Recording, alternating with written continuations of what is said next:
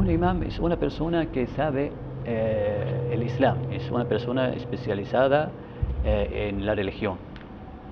Entonces, dado que su especialidad es esta, entonces las comunidades necesitaban a un imán que es una guía espiritual, un profesor del Islam.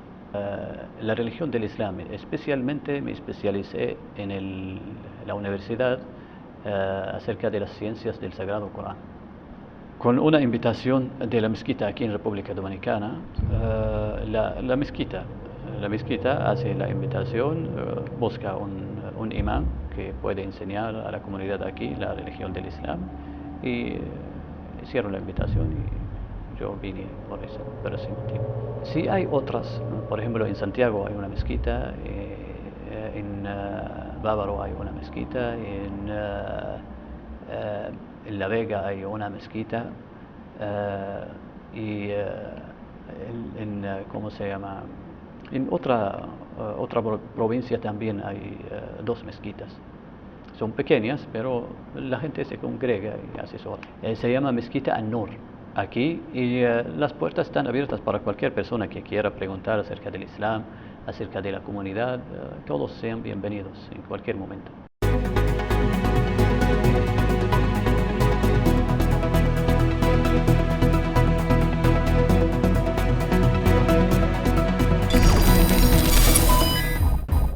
En esta ocasión tenemos como invitado especial a Muhammad, así que se pronuncia. Muhammad. Bien. El objetivo es hablar sobre la religión, la religión musulmana, ¿verdad?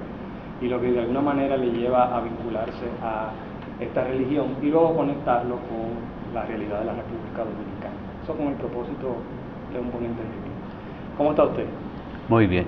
Bien. ¿Cómo se llama usted? Repítame su nombre.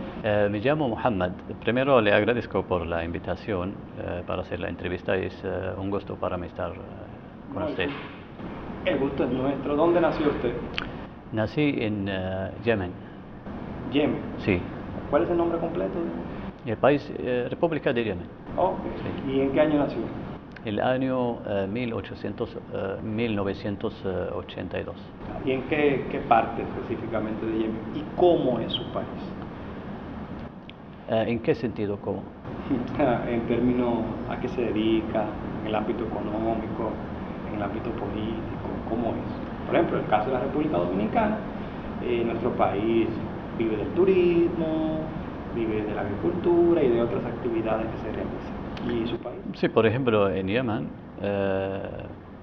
vive de la agricultura, de la pesca, produce muchos mariscos y también del petróleo. ¿Y allá qué estudió usted? Yo estudié la religión del Islam, especialmente me especialicé en la universidad acerca de las ciencias del Sagrado Corán. ¿Así le llaman allá? ¿Ciencias del Sagrado Corán? Sí, una facultad que dedica las enseñanzas acerca de las ciencias del Sagrado Corán. ¿Eso a nivel universitario? Sí. ¿Y antes de la universidad? Antes de la universidad en las escuelas y colegios. Y allá se enseña, por ejemplo, dado que la gente habla árabe, el idioma árabe es una de las asignaturas que acompañan a uno desde el primer año hasta terminar el bachillerato y también estudia uno Corán, estudia las ciencias del Islam. Okay. ¿Y cuánto tiempo duró aproximadamente su formación en la universidad? En la universidad, para tener licenciatura, son 4 años, 8 semestres. Okay. La licenciatura dura 4 años. 4 años. Okay. Y ahí gira en torno a las ciencias del Corán. Las ciencias del Corán. Okay. ¿Y después de la universidad, qué hizo usted? Después seguí estudiando en las mezquitas con los sabios de Yemen, seguí estudiando la misma especialidad. ¿Pero esos estudios en la mezquita están conectados con la universidad o son estudios? No, algo privado porque hay sabios que enseñan a los que quieren estudiar más y profundizar y tener más conocimiento acerca del Islam, están dispuestos a enseñar voluntariamente. Entonces hay algunas personas que lo hacen. ¿Y cómo es esa enseñanza de los sabios en las mezquitas? Por ejemplo, el Islam se basa en la última revelación de Dios, que es el Sagrado Corán. Y para poder estudiar el Sagrado Corán hay que estudiar varias ciencias, por ejemplo, el idioma árabe. Hay que estudiar el idioma árabe clásico, que se habla, el idioma que se hablaba hace 14 siglos, en la época de la revelación del Sagrado Corán, para poder entender el Corán en su idioma original. Y así uno debe enfocarse en estudiar las diferentes ramas del idioma árabe clásico que se hablaba en aquel entonces, para poder entender el Corán correctamente. Okay. Y entonces, ¿cuándo sale de Yemen? Que nos informa que va a Ecuador. Yo me fui a Ecuador para estudiar el idioma español. O sea, ¿usted solamente fue sí, para estudiar el español? Sí, en un país que habla español, y uno no tenía que aplicar para visa, porque en aquel entonces, en 2015, un ciudadano de Yemen podía entrar al Ecuador sin visa. Entonces llegué con el objetivo de estudiar español. ¿Y por qué el español y no otro idioma? Porque uno tenía amigos, conocía a algunas personas que sabían el idioma español, entonces nos interesamos allá y a uno le gusta estudiar algo nuevo. ¿Ya usted conocía Sí. personas que hablaban el español antes de salir de Yemen? Sí, sí. ¿Y cuál es la nacionalidad de esa persona? Son yemeníes todos, de Yemen. Pero uno de ellos estudiaba en un país latino, entonces con él aprendimos un poco de español, frases, palabritas, las letras y así. Entonces fuimos a Ecuador para estudiar y ahí comenzamos, dado que mi especialidad es el Sagrado Corán, las ciencias del Islam y todo, en las mezquitas allá necesitaban y comenzamos a enseñar allá en las mezquitas. Ok. ¿Y cuándo llega, en qué año llega a Ecuador? En 2015. ¿Y qué hizo en Ecuador? ¿Qué hacía en Ecuador? Estudié el idioma español y luego trabajé en las mezquitas. Okay. ¿Trabajaba en la mezquita allá en Ecuador? Sí. Okay. ¿Y cuánto tiempo duró trabajando en esa mezquita? Unos 4 años. 4 años. Sí. Okay. ¿Y en qué consistía ese trabajo? En enseñar el Islam a la comunidad musulmana. Ok. ¿Y cómo era que se enseñaba el Islam allá en Ecuador? Normal, clases, a través de clases y también de hacer, por ejemplo, el viernes tenemos una congregación después del mediodía donde hacemos una oración y se hace sermón en esta oración enseñando algunos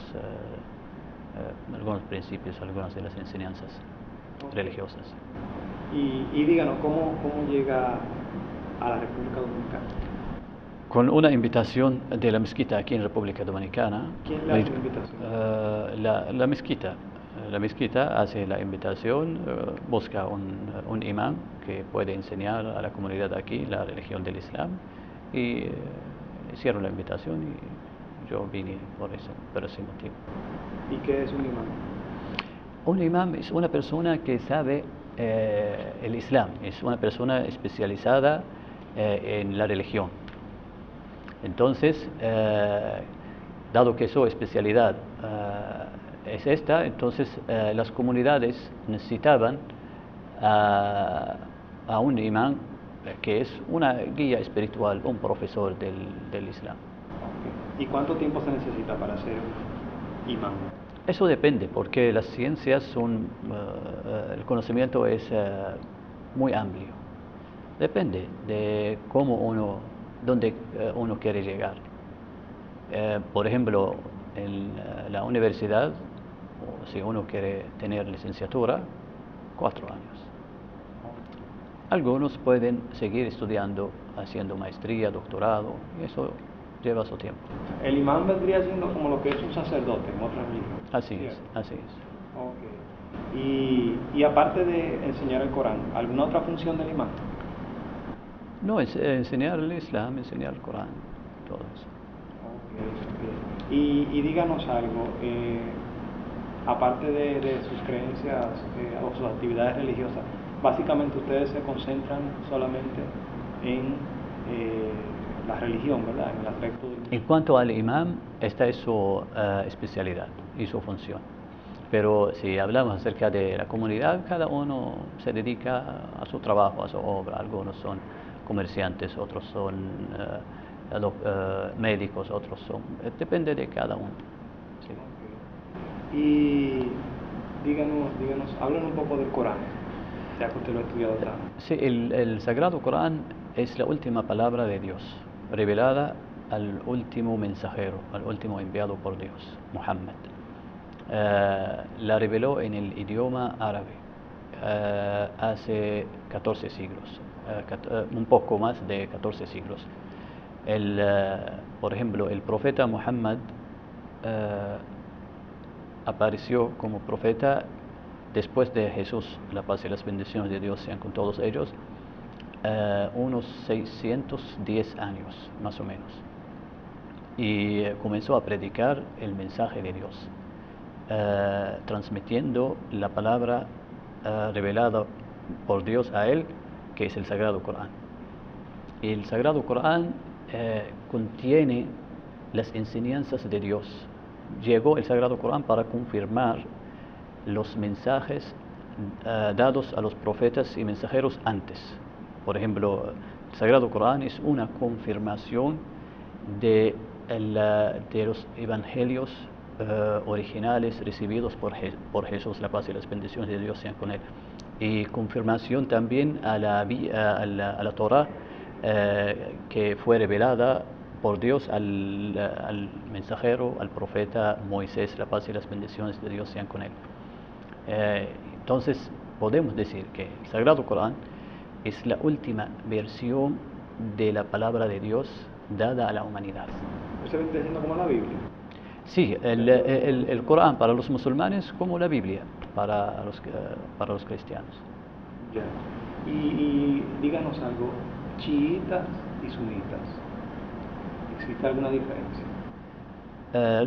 Los sunitas y los chiitas, todos dicen musulmanes, porque tienen el mismo Sagrado Corán y tienen el mismo mensajero y creen en todos los profetas y mensajeros. Primero creen en la unicidad de Dios, creen en los ángeles, en los libros sagrados revelados por Dios, en todos los profetas y mensajeros, en el día del juicio final, en el decreto divino. Comparten generalmente las bases del Islam, pero existen algunas diferencias.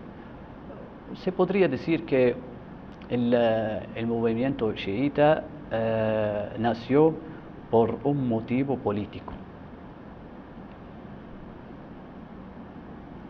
Y esto fue hace mucho tiempo, hace muchos siglos, por razones políticas, y entonces comenzó un nuevo movimiento en el Islam, adentro del Islam, y con el tiempo se desarrolló y luego se conoce como los chiitas. ¿Y por qué usted dice que se formó como un movimiento político dentro de... Eso tiene que ver, eso hay que estudiar la historia para saberlo, porque ellos, después de la muerte del último profeta, el mensajero de Dios Muhammad, la paz y las bendiciones sean con él, gobernaron 4 de sus compañeros, gobernaron después de Muhammad en el lugar donde vivían los musulmanes, allá en la península árabe, 4 de esos compañeros. Entonces los Shia decían, después de un tiempo, decía que el cuarto tuviera digamos, debería gobernar o hubiera sido el gobernante después del profeta. Y con el tiempo esta idea de... Sí, pero el cuarto Ali se llama, radiyallahu anhu. Ellos, los Shia, decían que Ali, él debía asumir el cargo después de Muhammad. Pero en la realidad no fue así. Asumió el cargo después del profeta Muhammad, uno que se llama Abu Bakr, y luego Omar, y luego Uthman. Número 4 es Ali. Y los Shia comenzaron con esta idea en aquel entonces, eso después de un tiempo. Y luego comenzó de un movimiento pequeño y creció con el tiempo. Con el pasar de los siglos comenzó y se formó como una rama del Islam. ¿Y los suní? Los suní siguen el Sagrado Corán y se aferran a la tradición del profeta Muhammad. O sea, se haciendo como la parte tradicional. Ellos, por ejemplo, los sunni dicen: nosotros seguimos al Sagrado Corán y seguimos la Sunna del profeta Muhammad. La Sunna es la tradición del profeta Muhammad, las enseñanzas proféticas comunicadas por el mismo profeta, por el mismo mensajero, la explicación del Corán, la práctica del Corán. En cambio los Shia, con el tiempo, dicen que tienen 12 imames. 12 imames quiere decir 12 gobernantes, personas que tienen el derecho divino para gobernar. Y ellos reciben la interpretación de estos 12 imames. Por lo tanto, no aceptan las enseñanzas del profeta fuera de lo que les enseñan, según ellos, los 12 imames, que son imames y son gobernantes por decreto divino.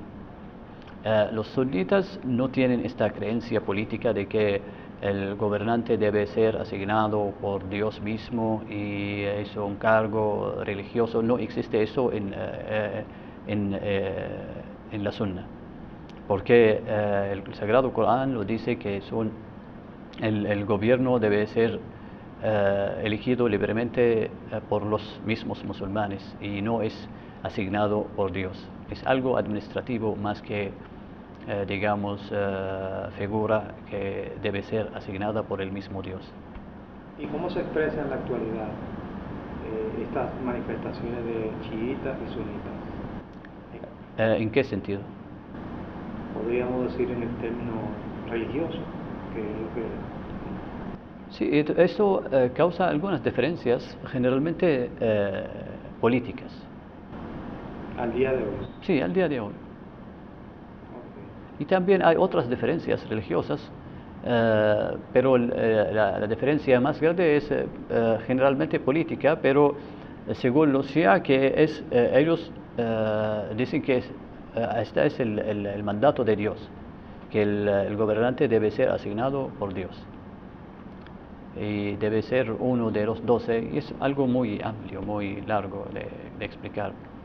¿Y en Oriente cómo se expresa chiita y sunita? O sea, en cuanto a cantidad, cuánto aproximadamente. No tengo datos cuanto la cantidad de los chiitas, de los sunitas, porque eso es algo histórico, uno tiene que estudiarlo, tiene que especializarse en esto, y no fue mi área de estudiar cuántos son, y también el aspecto político, cuáles son los efectos de estas ramas en la realidad política, económica y todo. Los detalles desconozco desconozco todos los detalles. Ok. Y volviendo un poco atrás, si es posible, ¿podría hablarnos nuevamente un poquito de su país, de Yemen? Porque aquí estamos en República Dominicana, casi nadie conoce su país. Nos gustaría más o menos que usted nos hablara de eso. Sí lo entiendo,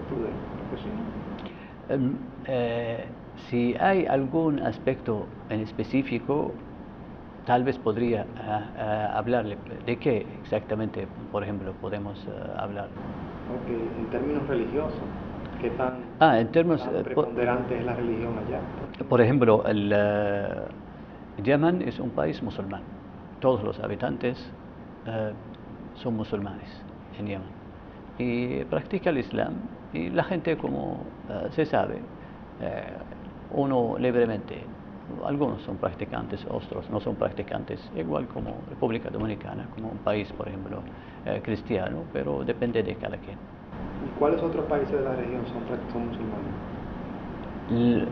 De Oriente, me refiero. De Oriente los países son de mayoría musulmana allá. Por ejemplo, si vamos a hablar acerca de los musulmanes en el mundo, podríamos decir que son quinta parte de la población es musulmana. Una cantidad bien grande. Y la mayoría o todos los países árabes son de mayoría musulmana. Por ejemplo, ahí tenemos Irak. Sí, Irak es un país de mayoría musulmana. Si mencionamos uno por uno es mucho. Todos los países árabes son casi más de 20 países, los países árabes. Y los países que son de mayoría musulmana, más de 50 países en el mundo. No tengo datos exactamente cuántos son, pero muchos, bastante. Los musulmanes en el mundo superan 1.700 millones de personas. Sí, bastante. Como le digo, podrían superar la quinta parte, 20% de la población.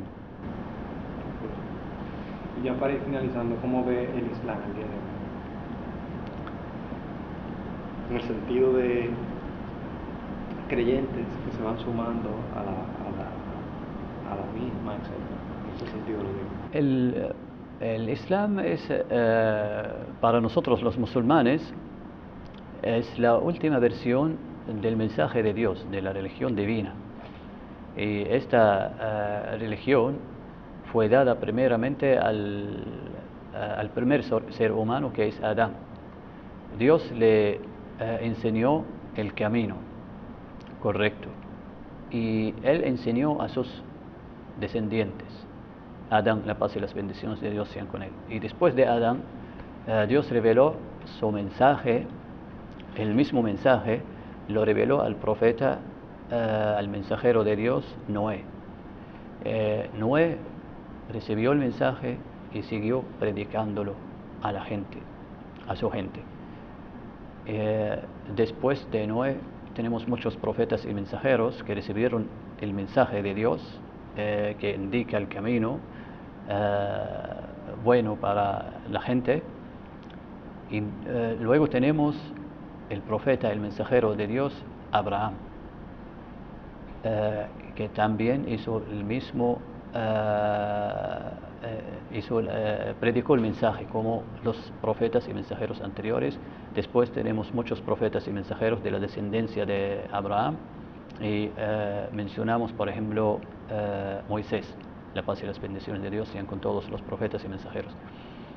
Después de Moisés hubo también otros muchos profetas y mensajeros, entre ellos el profeta, el mensajero de Dios, Jesús, la paz y las bendiciones de Dios sean con él. Y después de Jesús, 610 años, el último mensajero, el sello de los profetas y mensajeros enviados por Dios, Muhammad, la paz y las bendiciones de Dios sean con todos ellos. Y Muhammad llegó para confirmar el mensaje dado a los profetas y mensajeros anteriores, y confirmarlo con la última palabra de Dios, que es el Sagrado Corán. Y si por ejemplo hablamos acerca de el Islam, en qué consiste, podemos decir que se puede conocer el Islam mencionando a los pilares de la creencia en el Islam. Y son 6 pilares de la creencia, que es la base fundamental del Islam. El primer pilar es creer en un solo Dios, el único creador del mundo, sin asociados, sin iguales. ¿Cómo se llama ese? Se llama Dios en español. En árabe se llama Allah, como en inglés se llama God. Eso depende de los idiomas. En el Islam, en el Sagrado Corán, que es en el idioma árabe, se llama Allah. Entonces nosotros lo llamamos Allah, es el nombre propio de Dios. Pero si traducimos al idioma español decimos Dios, pero nos referimos al único creador del mundo, que es el perfecto, el omnisciente, el que tiene el poder absoluto, el conocimiento absoluto, y que es el más misericordioso, el más compasivo.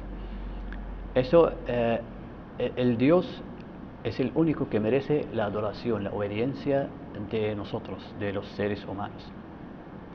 Y después viene el segundo pilar que es la creencia en los ángeles, una creación de Dios que se llama los ángeles, y Él nos contó acerca de la existencia de los ángeles, a pesar de que nosotros no los podemos ver. El tercer pilar viene que es la creencia en los libros sagrados revelados por Dios. Entre estos libros sagrados tenemos la Torá de Moisés, el Evangelio de Jesús y el último libro, que es el Corán, revelado al último mensajero, Muhammad. Y el cuarto pilar es la creencia en todos los profetas y mensajeros, comenzando con Adán, que fue el primer hombre y también el primer enviado, el primer profeta, y pasando por Noé, Abraham, Moisés, Jesús, y el último es Muhammad, por mencionar algunos de los profetas y mensajeros. Entonces el musulmán prácticamente cree en los libros revelados anteriormente y también en el último libro de Dios, en la última palabra de Dios, que es el Sagrado Corán, y también cree en todos los profetas y mensajeros que Dios envió anteriormente, y también en el último profeta y mensajero, que es Muhammad. Y viene en el quinto pilar de la creencia en el Islam, es creer en el día del juicio. Un día después de la muerte Dios nos levantará, nos resucitará para juzgarnos según nuestras propias obras que realizamos en este mundo, en esta vida. Y a los justos, a los buenos, a los que hacen el bien, a los que siguen su mensaje, a los que viven conforme a sus bellas enseñanzas, Dios los recompensará con el paraíso, una vida eterna, una vida buena, eterna en el paraíso. A los que hacían maldades en este mundo, que mataban, violaban, robaban, engañaban, estafaban a la gente y hacían maldades en este mundo, rendirán cuentas también allá, serán juzgados y castigados según sus propias obras que realizaron, malas obras y acciones que realizaron en esta vida. Y allá, en el más allá, el castigo de Dios es el infierno para los malhechores. Después viene la creencia en el decreto divino. Eso es el último pilar de la creencia. Esto implica que Dios es el único que posee el conocimiento absoluto, que sabe todas las cosas, el único que posee el poder absoluto, el único que tiene voluntad sobre todas las cosas, y el único creador, y lo escribió todo detalladamente desde antes de la creación. Esta es la base fundamental del Islam. Perfecto. ¿Algo más que decir?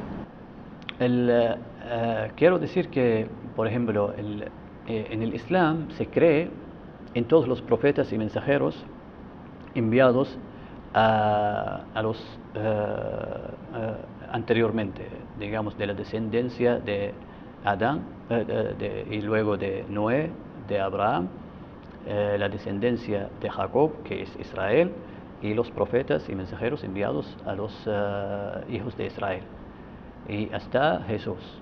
Creemos en todos los profetas y mensajeros y también en los libros sagrados revelados a estos profetas y mensajeros, y luego creemos en el último mensajero Muhammad y en el último libro revelado por Dios, que es el Sagrado Corán.